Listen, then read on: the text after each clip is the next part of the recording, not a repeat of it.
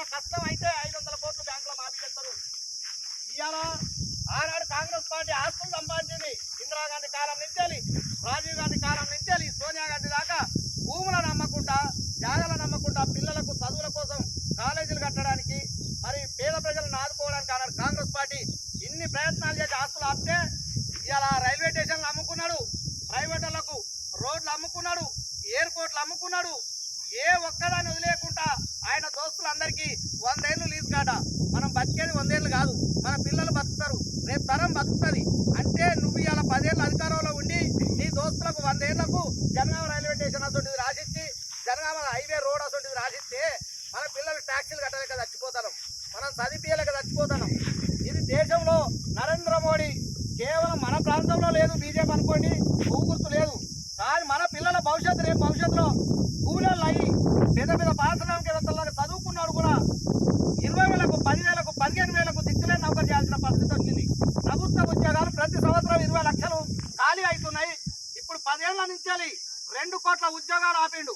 2 కోట్ల ఉద్యోగాలు మన పిల్లలకు రావాల్సిన ఉద్యోగాలు దేశవ్యాప్తంగా ప్రభుత్వ ఉద్యోగాలు అన్ని చట్టే పెట్టి ప్రైవేట్ వాళ్ళకి అప్పచెప్పిండు.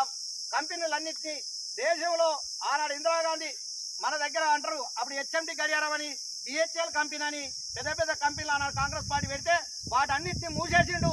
వాటన్నిట్లలో ఉన్న నౌకరు చేస్తులను తీసేసిండు. దేశంలో దుర్మార్గమైన పాలన చేస్తున్న నరేంద్ర మోడీ ప్రభుత్వం పోయి మళ్ళీ తిరిగి ఇవాళ ఒక హామీ ఇచ్చారు, 5 గ్యారంటీలు. కేంద్రంలో ప్రభుత్వం అధికారంలోకి వస్తే రైతులకు 2 లక్షల రుణమాఫీది ఆగస్టు 15వ తారీఖు, కేవలం 2 నెలలు మాత్రమే ఉన్నది. 2 నెలల్లో కాంగ్రెస్ పార్టీ 2 లక్షల రూపాయల రుణమాఫీ రైతులకు చేయడానికి కాంగ్రెస్ పార్టీ హామీ ఇచ్చింది, ఖచ్చితంగా చేసి తీరుతుంది.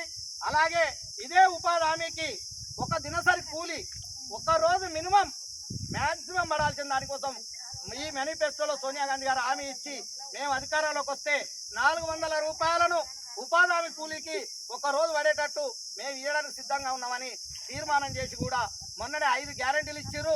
పిల్లలకు ఉద్యోగాల విషయంలో, రైతులకు రుణమాఫీ విషయంలో, ఉపాధి హామీ కూలీల విషయంలో, ఇంకా ధరల విషయంలో మనకి ఇవాళ కేవలం 10 కిలోల 20 కిలోల బియ్యం ఫ్రీగా ఇస్తున్నాం అని చెప్పి ఇవాళ ఒక పప్పు, ఒక నూనె, ఒక డీజిల్, ఒక పెట్రోలు వాళ్ళు మనకి 100 రూపాయలు ఇచ్చి 900 రూపాయలు రిటర్న్ తీసుకుంటారు మన దగ్గర నుంచి.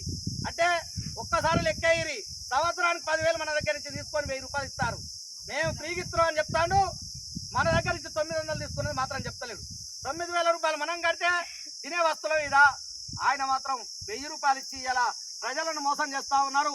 ఈ దేశానికి నాడు ఇందిరాగాంధీ ప్రాణాలు పోగొట్టుకుంది, దేశ ప్రజల కోసమే అన్ని విధాలు అభివృద్ధి చేసింది. ఏ ఇల్లు బాగుపడాలన్నా ఇంత భూమి బాగు చేయాలి, ఇంత వ్యవసాయం బాగు చేయాలి, ఓ ఇల్లు. కానీ ఇల్లు భూములు అమ్మి ఆనాడు సంపాదించిన మన అయ్యా మన తండ్రి సంపాదిస్తే, తాతలు సంపాదిస్తే 10 ఎకరాలు సంపాదిస్తే 5 ఎకరాలు అమ్ముకొని ఒక బంగ్లా కట్టుకొని కారు కొనుక్కొని తిరగడం గొప్ప కాదు. 10 ఎకరాలను కాపాడి 10 ఎకరాలలో నువ్వు అభివృద్ధి చేసి ఓ ఇల్లు కట్టుకున్నావు అంటే దానికో విలువ. దేశంలో ఆనాడు ఇందిరాగాంధీ ప్రాణం పోగొట్టుకున్నది, రాజీవ్ గాంధీ దేశ ప్రజల కోసం ప్రాణం పోగొట్టుకున్నాడు. వాళ్ళకేమో బతకలేక కాదు, ఈ దేశ ప్రజలు మంచిగా ఉండాలని.